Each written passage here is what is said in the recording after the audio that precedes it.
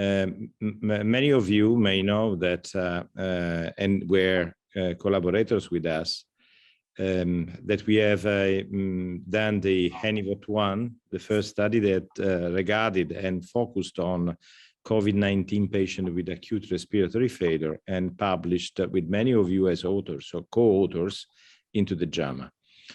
And there we compare the non-invasive ventilation on pressure support delivered through the helmet with the high flow nasal oxygen. And you remember the results of that study. But a main question remained open.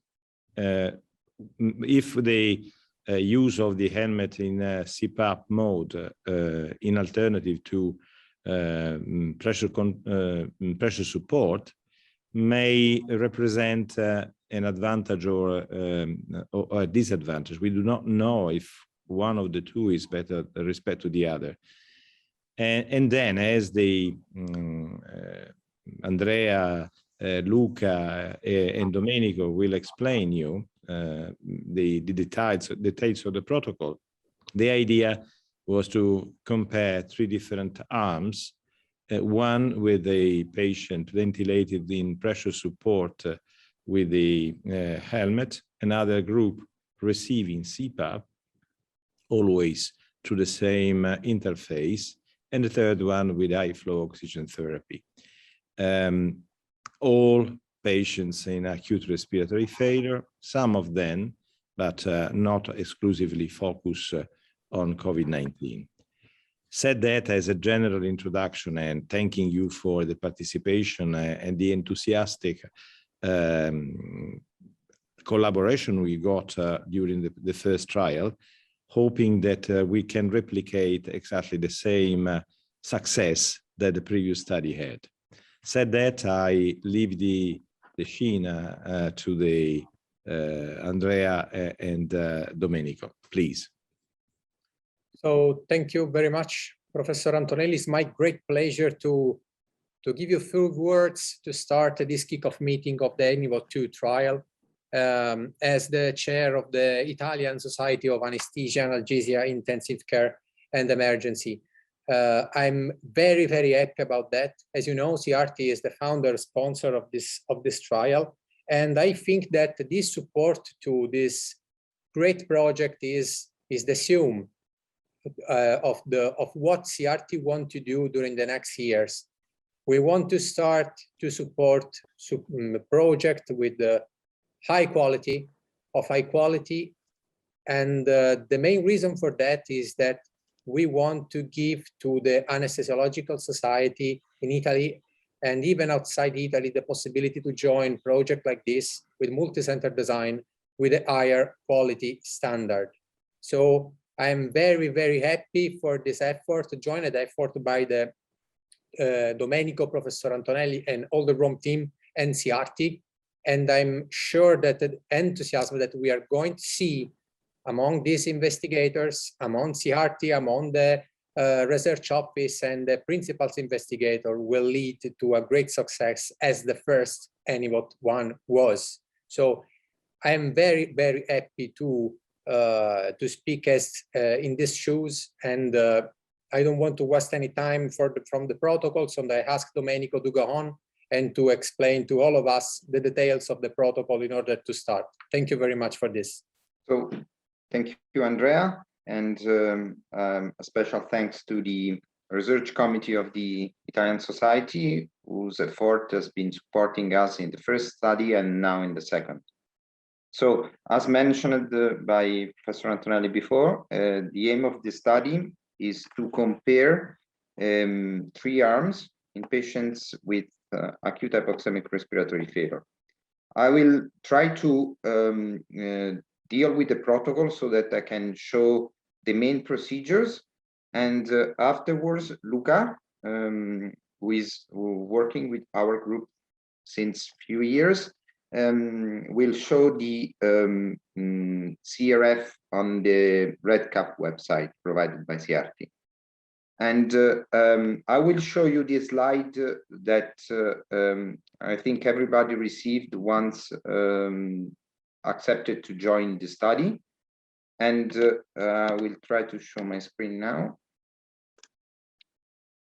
And then maybe I will briefly show the procedures, and afterwards I will try to respond to your questions regarding doubts and possible issues with the experimental design. I will start saying that by now we have 41 centers in Italy who accepted to participate in the trial, and we are thinking about including centers abroad. We have been in contact with centers in Spain and in France for now.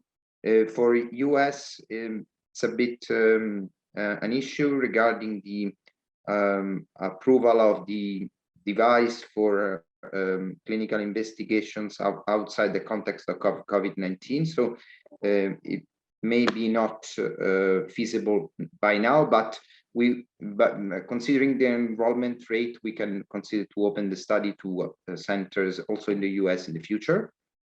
And the hope is that we already have approval from 8 centers, so the plan is to start by February the 10th. We have provided to all centers in Italy certificate of insurance to submit along with the other documents to the IRB. So for those who did not receive this, we apologize, and we can just ask to Christina or myself, and we can provide this certificate along with the other documents. For those who want to join and who did not now, they just need to send an email or a text message to myself or Christina, and it will be really easy to receive all the documents for approval. So as mentioned before, the idea is to compare 3 arms in patients with acute hypoxemic respiratory failure. This is a study that will be conducted in the intensive care unit, or there are centers who will include the respiratory intermediate care unit. So this is absolutely fine for us.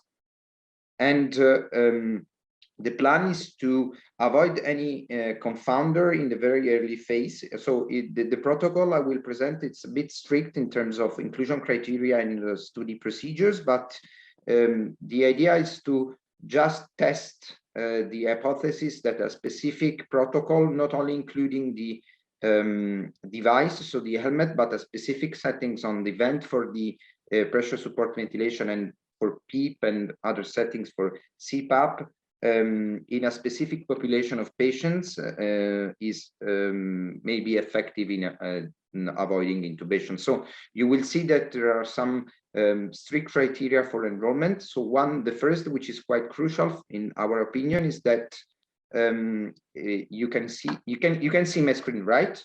Yes, we can. Okay, so yes. Patients who already received either NIV or CPAP for more than 24 hours before the screening visit should not be considered for enrollment. This is because we want to just avoid that any confounders occurred before the enrollment. So it's very common that patients can receive the NIV or CPAP outside the intensive care setting. I think this is an issue, especially for the COVID-19 phase, and the hope of everybody is that it will be hopefully anytime soon a bit reduced. So the idea is to just consider patients in the very early phase of the disease, so within 48 hours from ICU admission, and patients who did not receive for more than 24 hours the NIV or CPAP. We said in the protocol that patients who were treated with the high flow oxygen are okay.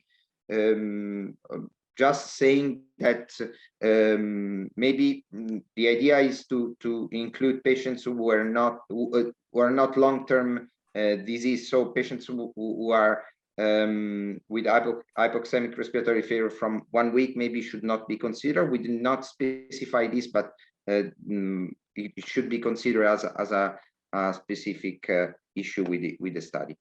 So I put here the inclusion criteria, so you will find them more specific in the protocol. And the inclusion criteria include all patients who are admitted to the intensive care unit with acute hypoxemic respiratory failure.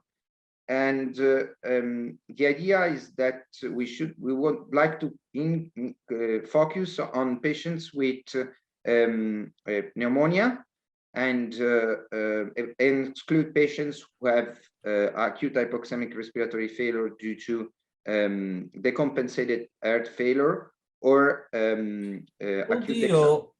Yes. Okay, so exclude patients who have acute exacerbation of COPD. And afterwards, you will see here that patients, in case of the absence of exclusion criteria, you will see here that are explained here in details.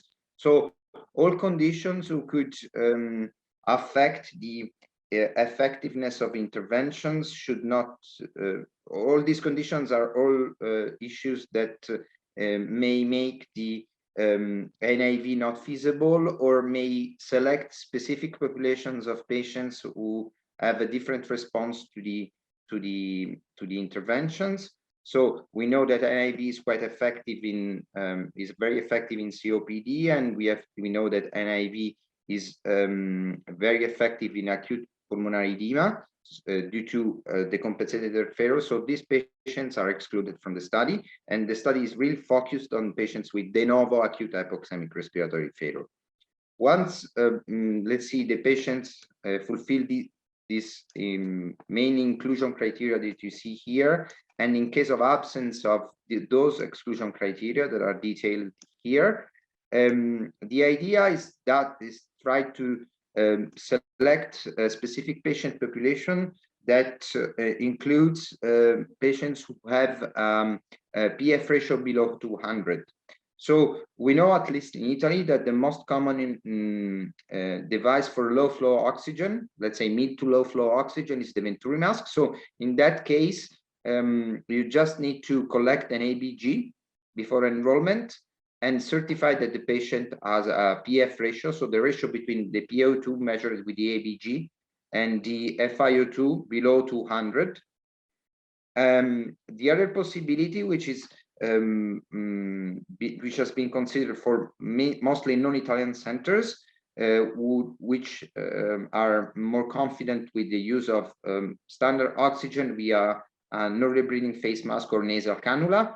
You just need to collect an ABG and estimate the FiO2 from a simple formula that is provided in the protocol. This is not perfect, but really the idea is to select a specific population with a moderate to severe hypoxemia, so below 200, and with de novo acute hypoxemic respiratory failure. I think this part is quite simple, and this is something that could be performed also outside the intensive care unit. So in case a patient is considered for enrollment, we consider this criteria just to allow the investigator to evaluate the patient, and in case the oxygenation criteria is not fulfilled, well, reassess within 72 hours from ICU admission, and reconsider the possibility to enroll the patient, provided that the patient has been not been treated with CPAP or NIV. Afterwards, the study foresees the randomization phase, that for which Luca will provide details on the ESERF.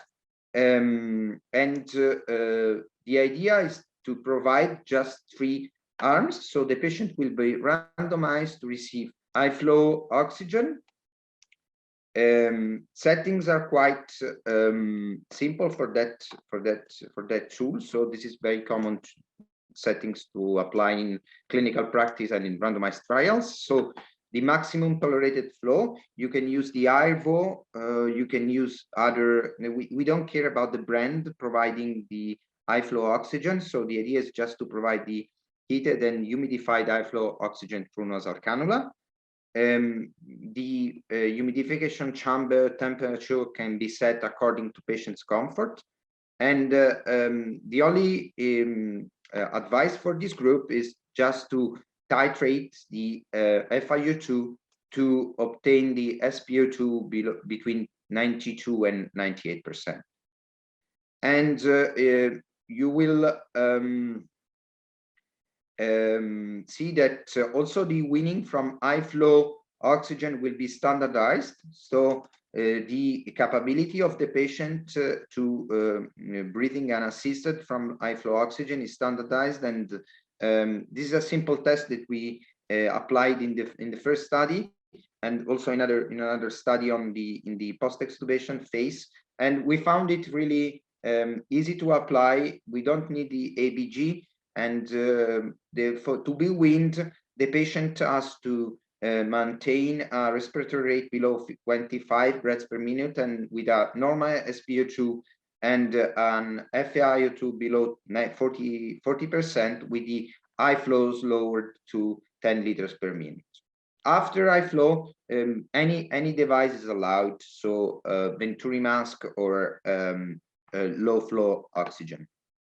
Going to the CPAP group, so the idea is to provide the helmet CPAP with the high flow generator.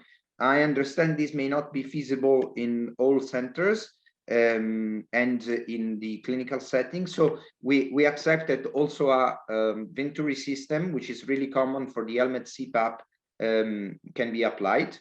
And the only suggestion that we provide, which really is common with the setting of helmet CPAP, is to have a CPAP valve generating a PEEP equal or greater than 10 centimeters of water. So we specify in the protocol that 10-12 centimeters of water, which is the most commonly applied setting for the helmet CPAP, is allowed.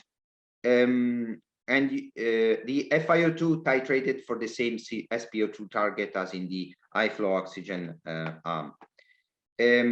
What we really suggest, and I will go with this afterwards, because it includes both the helmet PSV and the helmet CPAP. I will go briefly to the helmet PSV, and you will see that we try to replicate the settings that we somehow showed to be possibly effective in these patients. So PEEP between 10 and 12 centimeters of water, pressure support between 10 and 14 centimeters of water, and to titrate it to obtain a peak inspiratory flow of 80-100 liters.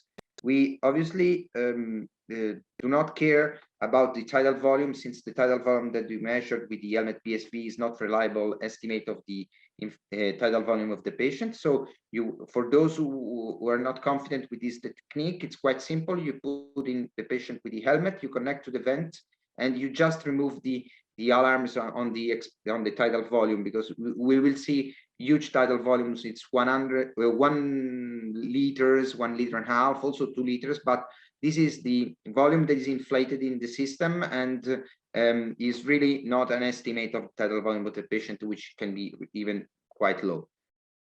What we suggest is the faster pressurization time. So the rise time of the pressure support, which according to the vent you choose, should be shorter. So the shorter pressurization time, so the fastest rise time in the pressure support, or the and inspiratory maximum time. This is a cycling of criteria in case of leaks, which should be, if possible, and if the ventilator allows to do it, with the specific NIV module of 1.2 seconds. What we suggest, and we showed that this can be a good solution, since the patient breathes the air inside or outside, is that we don't need humidification in this system. So the absence of humidification with a B-tube circuit, which that are provided in all the devices that are sold, are definitely okay. And again, the FiO2 target should be between 92 and 98%. We want to be really pragmatic in this study. So this is a clinical study, and the idea is that to allow any change in ventilator settings and circuit setup can be achieved by the investigators to improve comfort of the patient.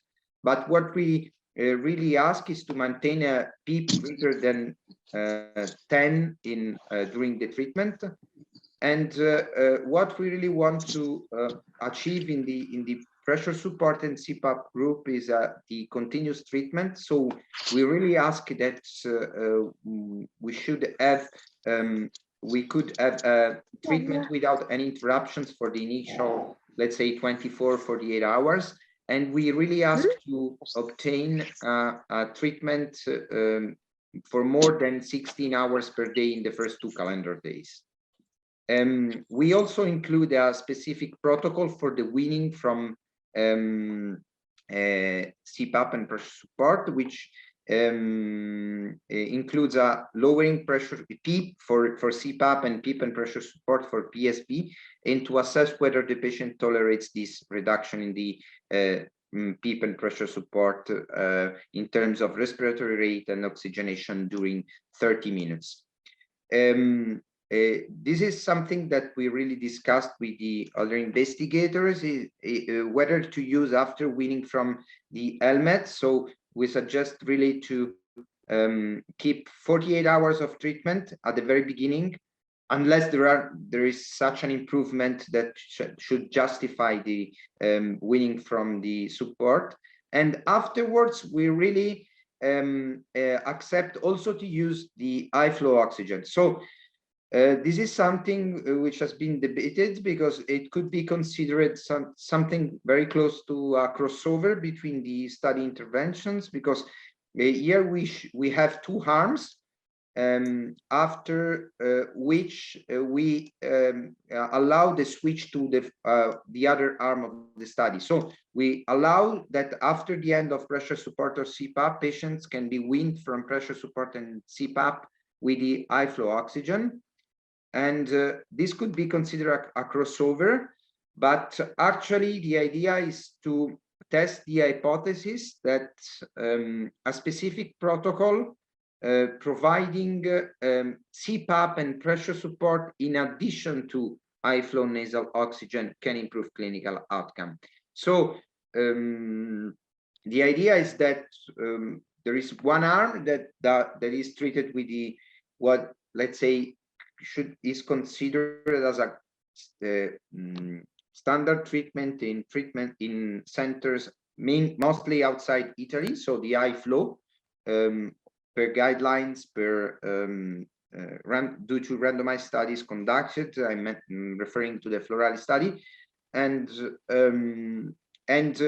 test the hypothesis that an addition of CPAP, of support with CPAP or pressure support in the very beginning of the disease may provide that advantage in terms of reducing the rate of endotracheal intubation. So this takes me to the primary endpoint of the study, which is the need for endotracheal intubation during the initial 28 days from randomization. Choosing this endpoint is really a double-edged sword, because it may be not simple, since you know that this is an open label study, so blinding investigators is not possible, and all of us will know whether the patient is receiving one or the other treatment established by the trial. And this could provide a bias to the decision to intubate. I'm referring to the fact that maybe someone of us will think that the patient is more severe in the high flow oxygen, or one of us will be more keen on the treatment with the CPAP or pressure support. This is why, to really limit the presence of confounders, we try to standardize the decision to intubate. And I think this is crucial for randomized studies on this topic, which obviously cannot be blinded because of the design and investigators that we are. And this takes me to the predefined criteria for intubation. And one step backward, these are the parameters that we really ask to measure. We think these are important also for monitoring the patient, since we know that any non-invasive support technique can be useful in these patients, but we know that we have to monitor them, and what we ask is to perform an ABG and clinical assessment with simple clinical tools like respiratory rate, heart rate, and arterial pressure, with dyspnea and discomfort, 1, 6, 12, 24, 48 hours after treatment start, and then on a daily basis. So regarding the criteria for intubation, it is obvious that the final decision to intubate will be left, as it is unavoidable, to the clinicians, but we try to standardize the criteria for intubation, including the definition of persisting or worsening respiratory failure, defined by at least 2 of the following parameters. So that's dyspnea, so the personal sensation of dyspnea of the patient, respiratory rate greater than 35, lack of improvement in gas exchange, lack of improvement of signs of respiratory muscle fatigue, obviously any clinical event making intubation unavoidable due to reasons maybe different from acute respiratory failure that should be considered in the context of a randomized trial. I'm mentioning those hemodynamic instability and something regarding the mental status of the patient. You will see here that we obviously consider the possibility that during the treatment there can be an event of respiratory acidosis, so increasing PCO2 and pH below 7.35. We know that in these patients, maybe the helmet is not the best solution. For sure, the helmet in CPAP, since there is no inspiratory assistance. And this is why you will see that it is not specified in in this slide, but you can find it in protocol. It is obvious that in case the patient develops hypercapnic respiratory failure, the use of face mask NIV is allowed in any arm. This is something which is really important to ensure the safety of enrolled patients. And I can tell you that in the first study, which included 110 patients, we had no patients with acute hypoxemic respiratory failure and fulfilling similar criteria who developed hypercapnic respiratory failure. But this is something that can occur in a larger study, as it is the one I'm presenting you. So the primary endpoint will be the need for endotracheal intubation according to the criteria I mentioned. And we will ask you on the CRF to clearly indicate the criteria that led to this decision to intubate, because this is something which is which makes the study, I think, more rigorous, but also will provide interesting information about the reasons and the mechanisms leading to the results we will have, and we are looking forward to obtain. The secondary endpoints are classical endpoints that are included in randomized trials on this topic. So you will see ICU 90-day and in hospital mortality, in ventilation-free days, and days of ICU stay and hospital stay. Regarding the sample size, we estimated that with the intubation rate with the high flow oxygen of 40%, we will need the enrollment of 1,070 patients to have adequate power to detect a 10% absolute reduction in the primary outcome with either the pressure support helmet and AV or the CPAP helmet, and we foresaw to include a total number of 1,200 patients in a time which will be reasonably be of 2 or 3 years. So just to clarify, this design with 3 arms is not very common for randomized studies, but the study will be powered to detect a difference between PSP or CPAP as compared to high flow oxygen. So it is likely that the study will be underpowered to detect any difference between pressure support, ventilation, or CPAP, and in case the difference is lower. But this is a design that will at least provide an initial answer on the use of final answer on the use of either one technique or the other in comparison to the high flow oxygen. A couple of last comments. So my first comments is a personal thanks to all investigators who accepted to join, and I'm confident that we will do a very nice study in the next years. And the second is that we will have obviously a large amount of data to analyze, and in case any investigator or participant is interested in providing ideas for post-hoc analysis, you can just text me and we can discuss among the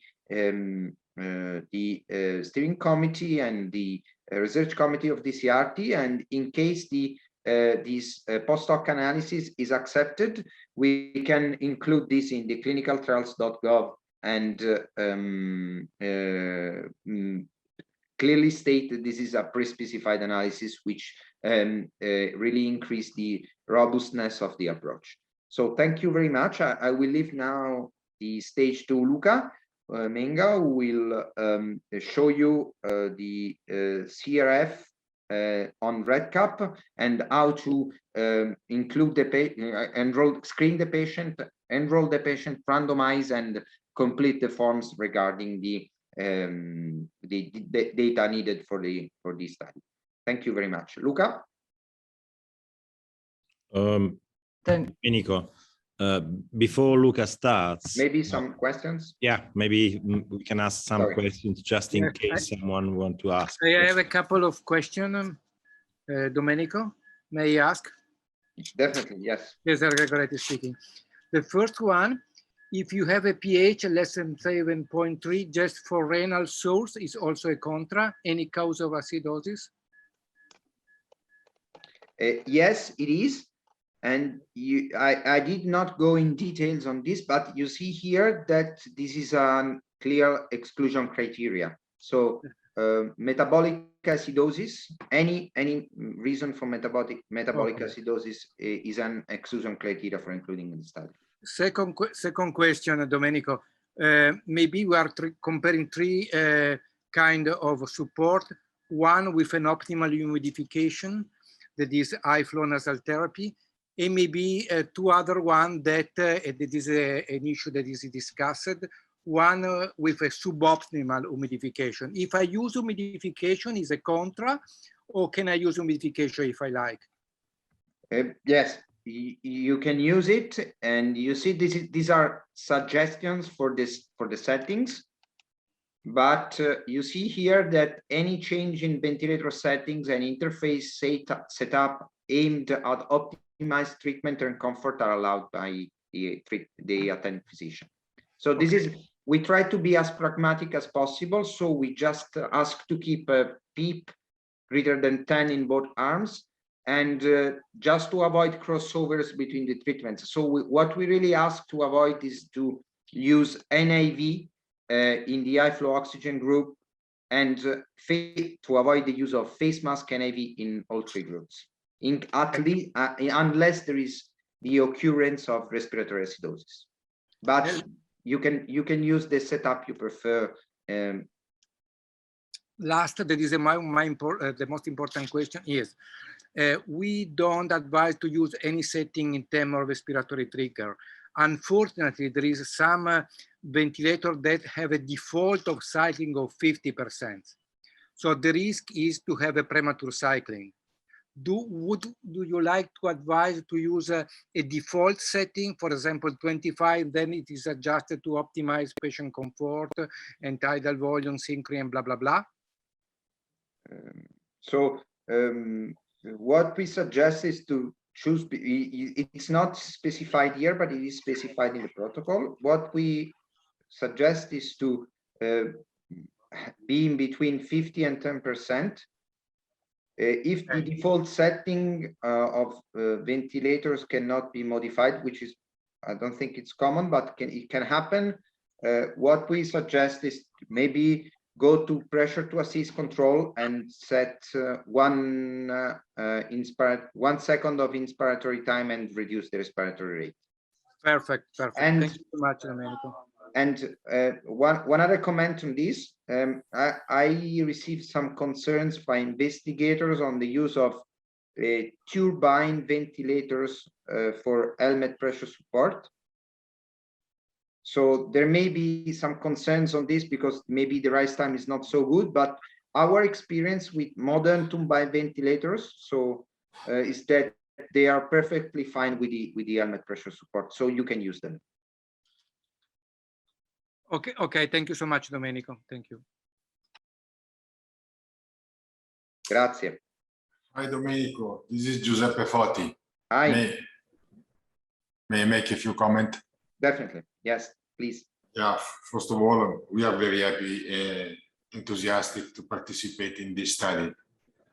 My comment are on, I will get back to the question of humidification on helmet CPAP, because we are using very high flow of gases, and depending on which source of gases we are using, meaning if we are using completely dry gases, as we are used to do in ICU, using compressed air and oxygen, they will breathe a very dry gases for a long period of time. And so maybe over there, it is better to use some form of humidification. On the other hand, if you use a normal humidifier, you get the fog inside the helmet. So my question, don't you think would be maybe appropriate to put a very short note, appendix, whatever you want to call it, as we did on a PRISM study, on few technicalities about the use of helmet CPAP in order not to make a mistake? Yes. You understand my, but depends which source of gases you use. If you use a Venturi system, no problem. If you use dry gases, compressed air, you can have a problem. And if you use a turbine in order to drive the helmet, maybe it's not a problem because it's getting air from the outside. That's my first question. So I think I definitely agree with you. Thank you for this, for addressing this. And I think that also the FiO2 is an issue. So also with the turbine, with a high FiO2, the air, it will be drier. And this is why for helmet CPAP, we provide some suggestions for the setup, but we really leave it to the decision of the attending physician. So if in your ICU it's more common to apply Venturi systems, it will be easier to not to put humidification.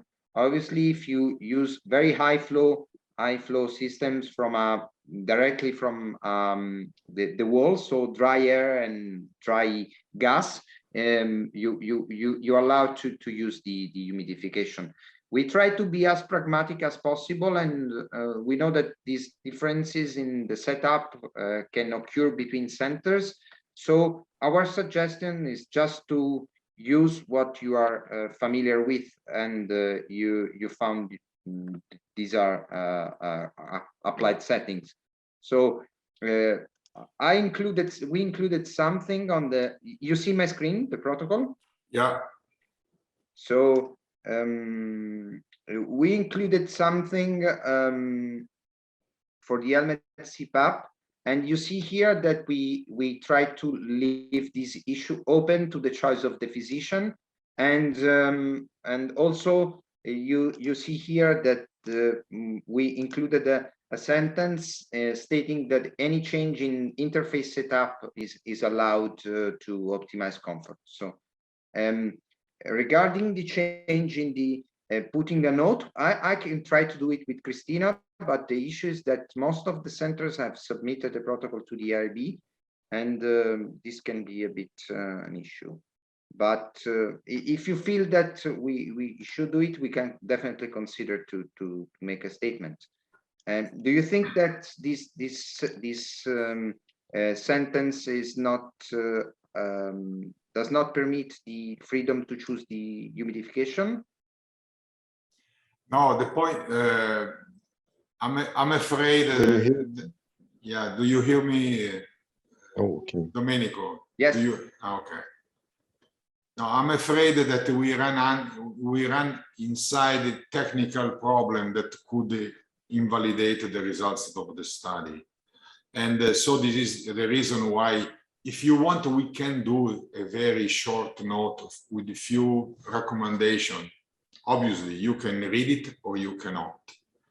But yes, maybe as you do it for the pressure support, because it is essential to have some. Otherwise, you make a problem and you can make not a good settings. Also for CPAP, should be somehow at least specified what should be the best in order to make a correct helmet CPAP. And therefore, I think would be better different system to drive the helmet, suggestion in terms of humidification, even also because if you use 37 degrees on the humidifier, then the comfort of the helmet CPAP will be gone. And certainly there are centers that are used to use the helmet CPAP and others that are more familiar with the pressure support. And I think we should try to do our best in order to make all those centers better in using the ventilatory modality that they are not used to use in routine technical settings. There is another point, Domenico, and this is the one about the 10 centimeter of PEEP. Okay, I do understand that you would like to have the same PEEP on both the system, right? Yes. 10 maybe can be high for some patients, but okay, I do realize that, period.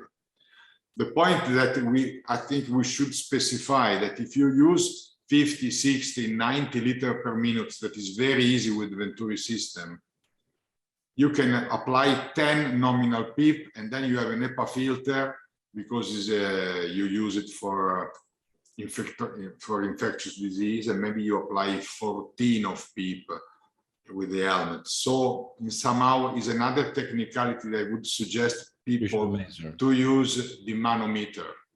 Yeah. Yes. So, and I think we should go into those details. I understand that they look annoying, but you know, you understand what I'm saying, right? Yes, absolutely. But you are right. You're right. No question about that. But all the technicalities can be added into a note for some specification. It do not alter at all the spirit of the protocol. Yes. So okay. we do not need to undergo the ethical committee for these additional technicalities. No problem at all. Perfetto. Very good, Mas. If you want, we can get the task to do it, or if you want to do it, it's the same. But I'm very happy. If you could, we will be happy about that. So we did it already for the PRISM study. You know, the one on the CPAP. Yeah, exactly. So for us will be an honor. Okay. Okay. Thank you very much indeed. Okay. If you could do that, maybe I can prepare a further flyer with these technical issues to provide to participating centers, and this is really helpful. Thank you very much. Okay, we'll do it. We'll try to do it next week. Okay. Grazie. Ciao, figurati. Domenico. Hello, can you hear me? Yes. Okay, Paolo Navalesi. Besides that, I had the same comment, or if you prefer, concern that Giuseppe just expressed, and I totally agree. His proposal should be done, and this is for Giuseppe. If you need some help and participation, we are ready to do it. No problem. To help. Can you go? I'm sorry, I was in the car, so not fully. Can you go up in the protocol before inclusion, before the randomization, in the upper part? I just said up. Okay, 15 minutes of pure oxygen via non-rebreathing face mask or Venturi mask. I'm not sure to grasp. The Venturi mask, at maximum, you go up to 60%. Is, if I understand, what you mean by pure oxygen via non-rebreathing face mask is with a reservoir, correct? This is okay. So maybe it's not written perfectly. So it should be read as 15 minutes of Venturi mask oxygen, Yes.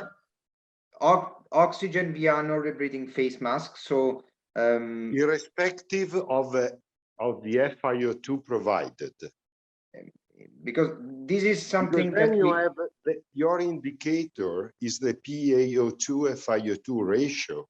So if I use a face mask at 60% or at 40%, or with a reservoir, which is probably, unless the patient is hyperventilating too much, even more, the results in terms of recruitability of the patient might be different. Do you agree? Yes, absolutely. This is something that we included for, especially for abroad centers, because maybe there are centers that are not very common users of Venturi mask. So they just put, like in the Florali study, the non-rebreathing face mask, and they select the oxygen flow based on the SpO2. So we'll not have a control of the FiO2, but we include in the protocol a formula in which the FiO2 can be estimated from the oxygen flow. So this is not perfect, we know this, but we try to be as pragmatic as possible, and there are some data showing that this way it allows to estimate the PF ratio in quite a reliable manner for including in the study.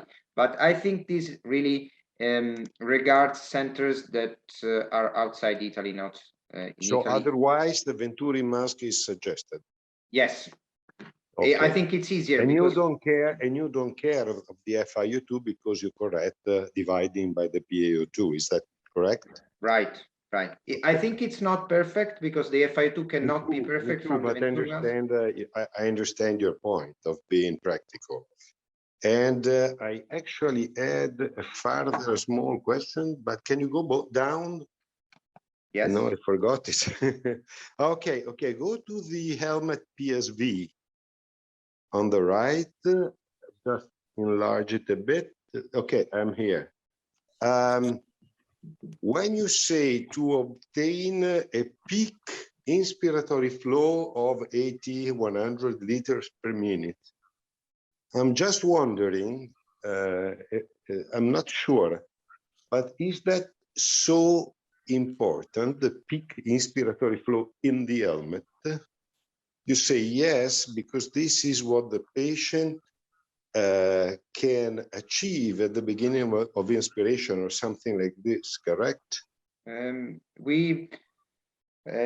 Okay, we included this because this is what was included in the Patel study in the JAMA, and it was somehow something that could ensure that the washing flow in the system was adequate to clear CO2.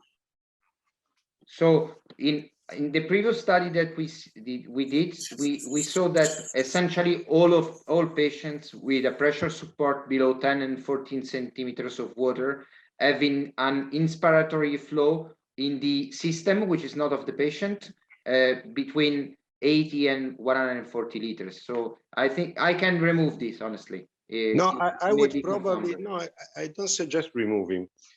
You know, when you set the fastest rate of rise and you provide a pressure support of at least 10, which is fine, in my opinion, you did the maximum you can do to achieve the highest possible flow in the air.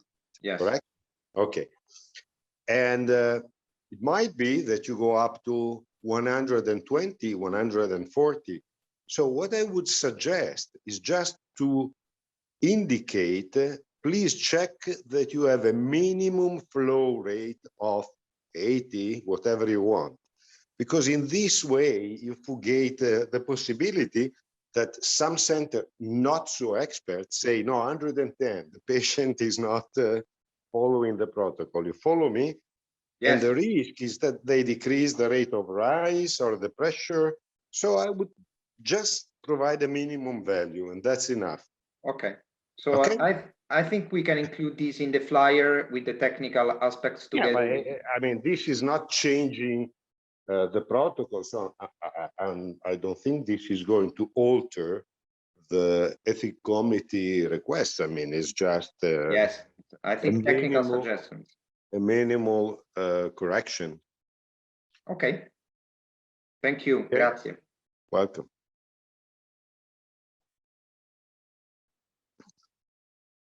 So, other questions? Maybe not. So, grazie. We will prepare the flyer thanks to the Monza support, and if you wish from Padova and you would like to contribute to the the pressure support part on the technical issues. We cannot hear you, Prof. Noalesi. Sorry, I do whatever you need, no problem. Just one additional small question. As far as I understood, but again, I was in the car, I'm not sure I understood well.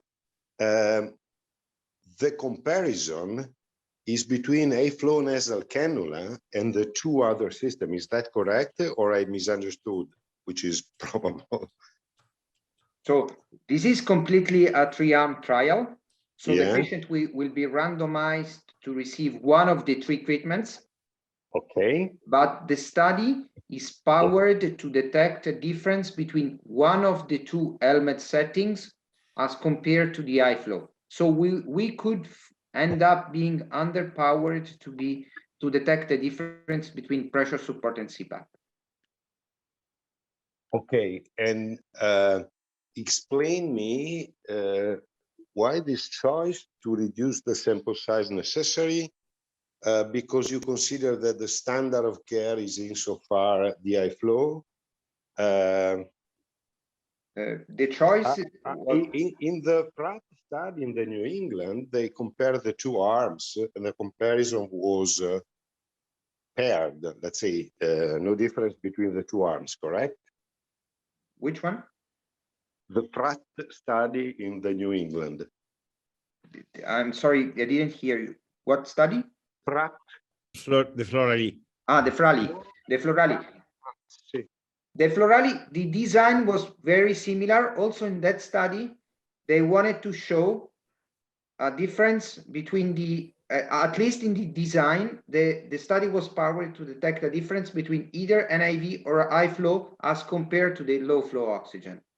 So they end up having completely different results, but the design, the sample size was determined to demonstrate the difference between one of the two as compared to the low flow oxygen. And how much would you increase the sample size to make a pair comparison between the three techniques? Just a question. To compare the three techniques, we should define the sample size to adequate to demonstrate a difference between the two techniques that have the smaller difference. So if we assume, as I expect, the intubation rate is not so different between pressure support and CPAP, we will end up having something like 15,000. Okay, understand your point. Okay, thank you. Domenico, just a last comment. When you comment on the fact to use whether or not turbine-driven ventilator, in order to avoid any confusion, we can suggest to use just a turbine-driven ventilator dedicated for ICU use. Yes. I mean, they have the high oxygen pressure. Yes, could be an advice, yes. But at least in our experience, we did some measurements. Modern turbine ventilators, also transport ventilators, are really good for helmet and IV. Rise time is really excellent. Yes, Domenico, you are right. But you know, there are other ventilators that are performance exactly like an ICU one. I mean, some ResMed, but they are not provided with a preset FiO2. Okay. Yes, the suggestion is just to use the ventilators, also turbine, that are equipped for the ICU treatment. Exactly. So we will include these in the technical issues. Grazie. Those have also the blender. Yes. Maybe should we, Davide, wanna ask something? Okay, sorry, can you hear me now? Yes. Yes. Okay. When patient respiratory rate is above 35 or 40, we have to intubate patients.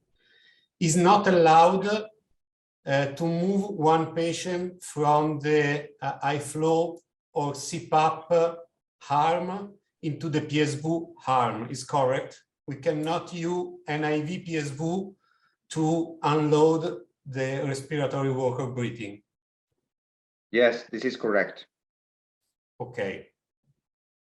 So with the high flow, it is not possible to use neither CPAP or pressure support, neither with the helmet nor with face mask.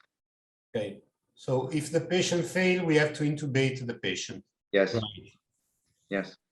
And one other comment, I think this is an issue, but it's really difficult to standardize. We leave open the possibility to use prone position. So patients can be prone in all three groups according to the decision of the physician. I understand this is not perfect, since I think we will end up having more patients prone in the high flow group, but this is not simple for a large study. So any patient can be prone in the three arms, but we really ask just to avoid that crossover between treatments. So the use of NIV or CPAP in the high flow group, and the use of PSV in the CPAP group, and the use of CPAP in PSV group. The only crossover which is allowed is to use the high flow for weaning from CPAP and PSV in the helmet groups. I understand the point by the point of view of the design of the study, but I feel it a little bit far from our clinical practice, because usually we move the patient in support before intubating him or her. So I definitely we do the same, and so we understand perfectly how difficult it may be. I think we definitely agree with this. We faced this issue with the first study, but I think this is something which is very common in Italy. So this is not so really common abroad. Maybe more common in the last 2 years. But I think we really think this is the optimal approach. But I think the step is just to demonstrate this, to make it available also for other places. I think this is an issue.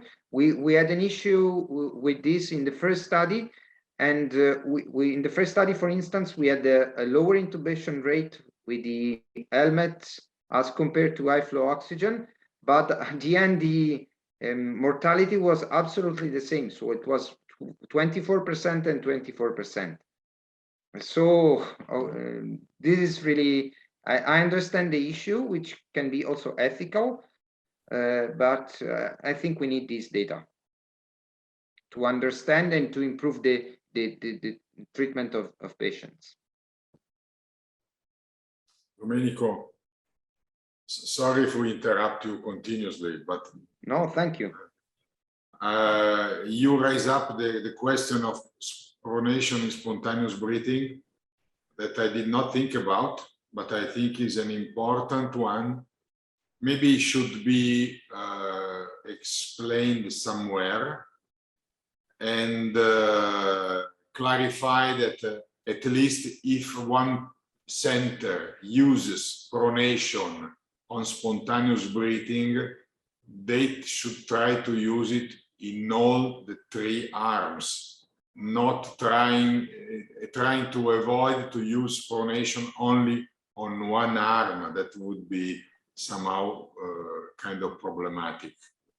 No? What do you think about? We tried to do so in the first study, and it really failed.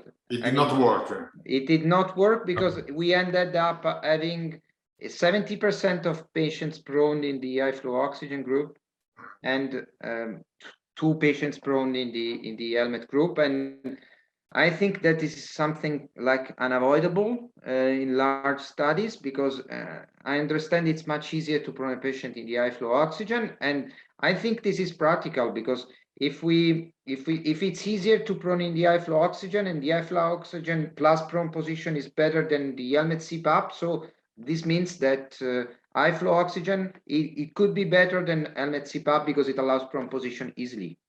So I think we tried to standardize in the first study, but it was really difficult on 100 patients. I fear that if we try to standardize also this in 1,200 patients, it really is hard. So this is what led to the decision to leave it open. Domenico, sorry, can I interrupt again and respond to both Davide and Giuseppe? For Davide, I think, but Domenico or Max, correct me if I'm wrong, the study assumed that the 3 treatments could be comparable. And so moving from one to the other is not escalation of treatment. Yes. Because actually it wants to prove that whether or not they are comparable and whether or not one is superior. In the future, if there is a sign of superiority, we might consider it as an escalation of treatment. But insofar, there are no proofs. So I agree with the protocol. I think Giuseppe is damn right, as usually. And I think that an idea to overcome this problem of pronation could be that pronation is an attempt for some predefined condition to avoid intubation. In this manner, the need for pronation would become a secondary outcome in a sense. Do you follow me? Yes. Now, I understand that you might say, yes, but people do not prone patients who are in pressure support with the helmet. But we might consider the need for pronation as the outcome and not the effective pronation. I'm not sure you I was clear. Yes. What do you think? So yes, Because we this could. would clear up the issue, because Giuseppe is totally right. It's much easier to prone a patient in high flow or in CPAP rather than in pressure support ventilation, which might in some way alter the final results. I think this was the issue raised by Giuseppe. And I asked also to Giuseppe whether he thinks that this approach might partly overcome the problem. Partly. Well, Yeah, anyway, it's a possible solution. It would be difficult to convince the people not to prone a patient when they are awake, because it's a very common. It's becoming not. I think all over it's becoming a very common Giuseppe, practice. but at least you define this subject in this condition met criteria for pronation. Okay. Anyway, at least it's something that we should absolutely collect. That's Yes, for sure. We will collect this. I definitely understand this. I think this is a major issue of the study, at least nowadays. We try to think on solutions, but it's not easy because, as I said before, if you standardize this, you end up having, I think, different use of it anyhow. Yeah, but Domenico, defining the number of patients who meet criteria for pronation, still, I mean, in Nottingham, they say piuttosto che una gotela me piuttosto. And at least you connotate the problem. And then, pragmatically, you will report how many patients were prone. And I would not have a problem as a reviewer to accept in the discussion this.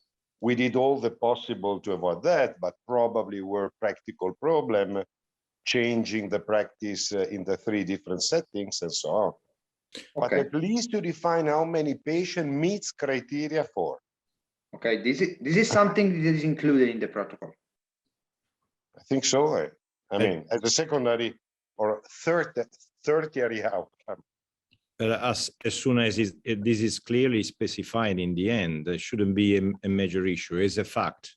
And we'll see how it will be distributed into the population. Okay. Maybe we can move on and leave the stall to Luca.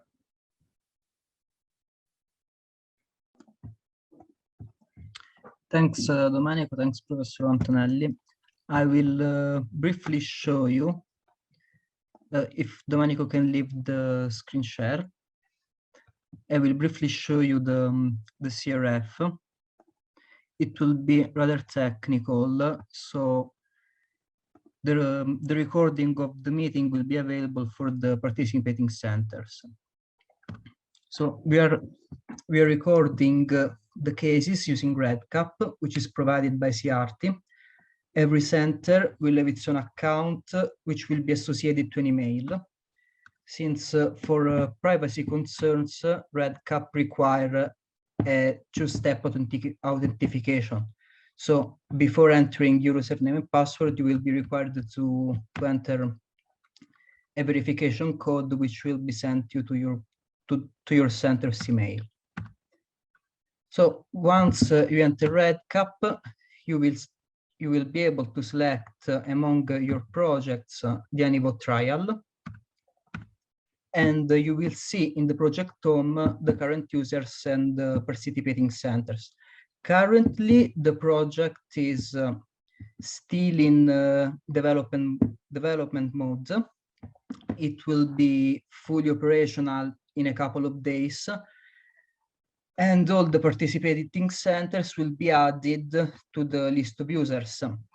But as long as the entering the data and the screening of patients is concerned, this is exactly the same as the fully operational project.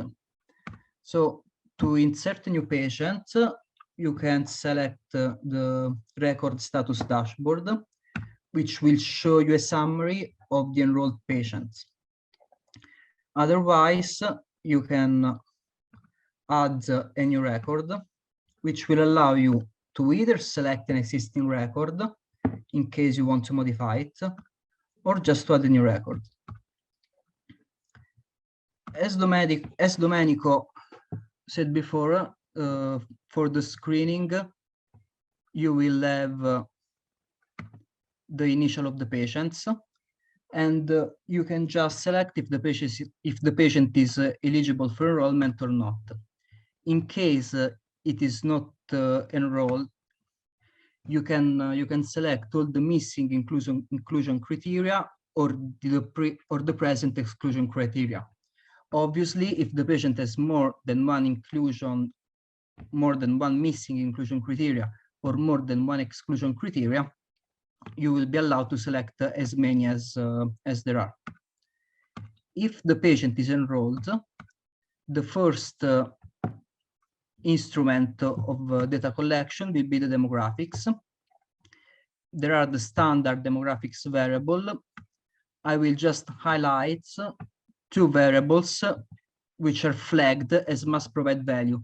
This is because they're either part of the inclusion criteria, as the cardiac failure is an exclusion criteria, it is mandatory to insert the NYH category, or because they're important for the study overall and for stratifying the patients as bilateral infiltrated CT scan or chest X-ray.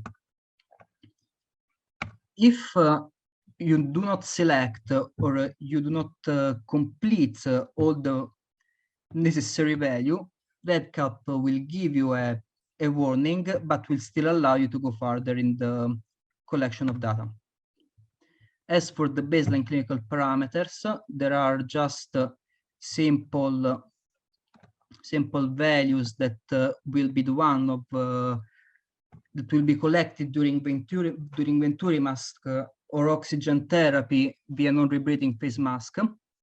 In this case, if you enter a value which is not coherent with the study, like 330 of PCO2, REDCap will send you a warning that the value is outside of suggested range, just in case of typos.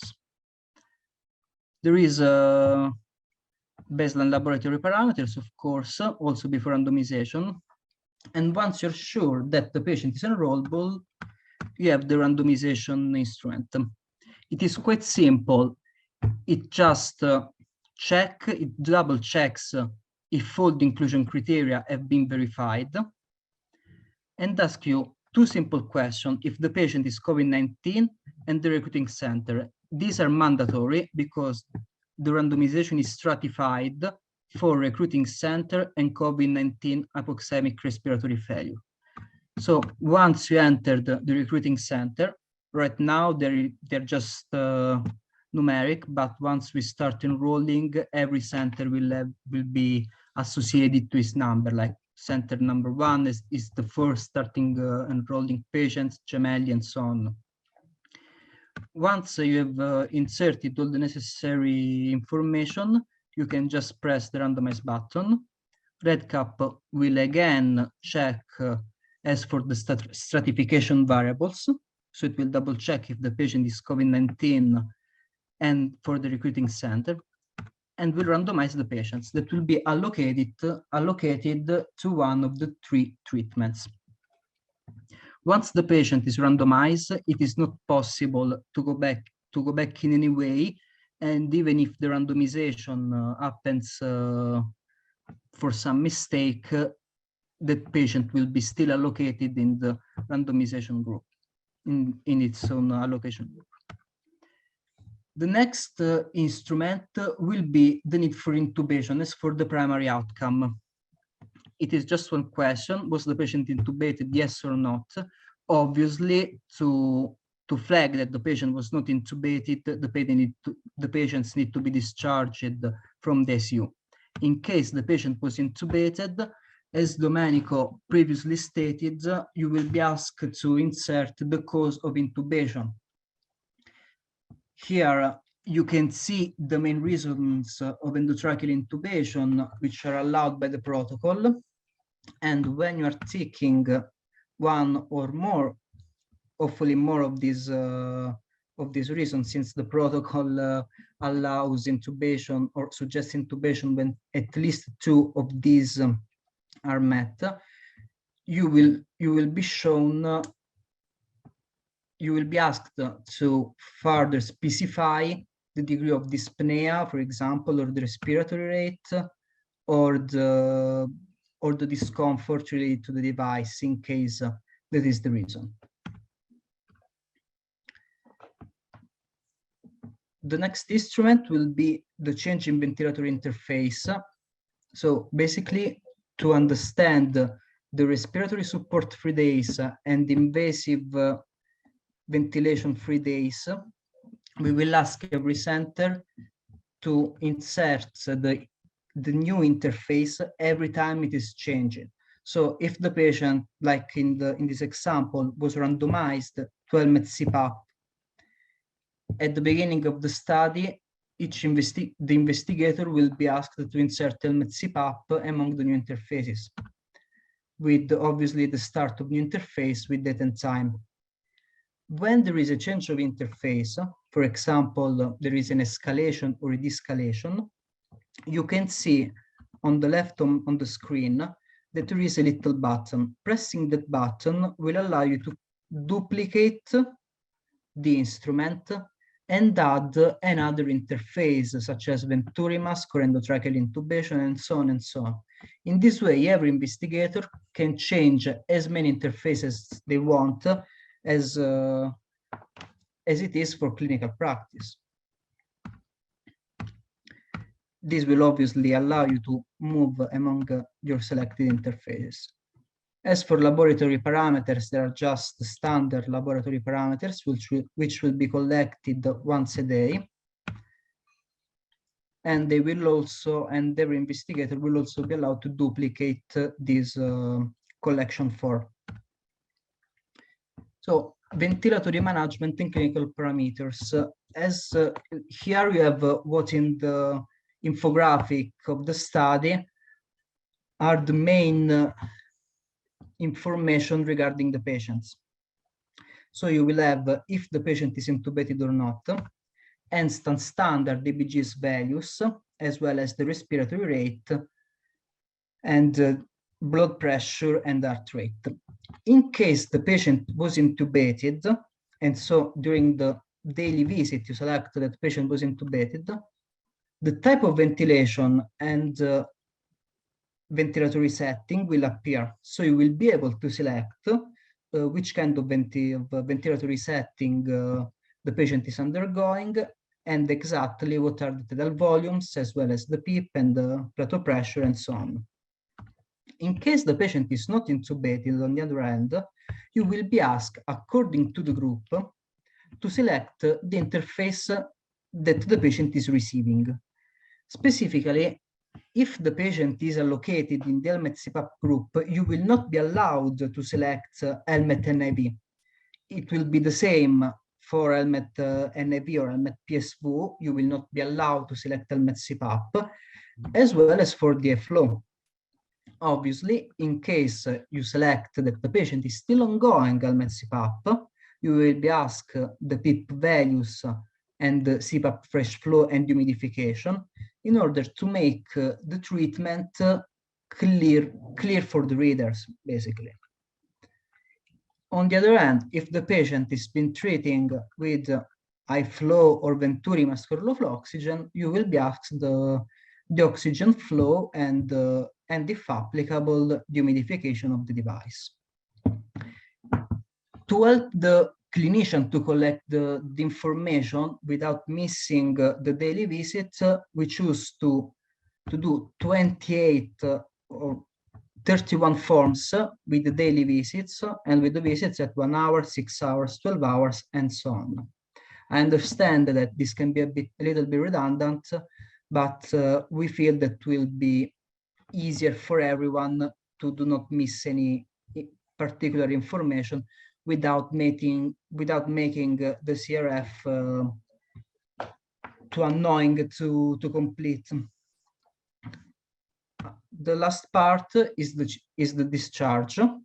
In the discharge, you will be allowed to enter any complications occurring during the ICU stay. Specifically, you will find some complication that might or not might be associated with helmet NIV or helmet CPAP, like subcutaneous emphysema or pneumomediastinum or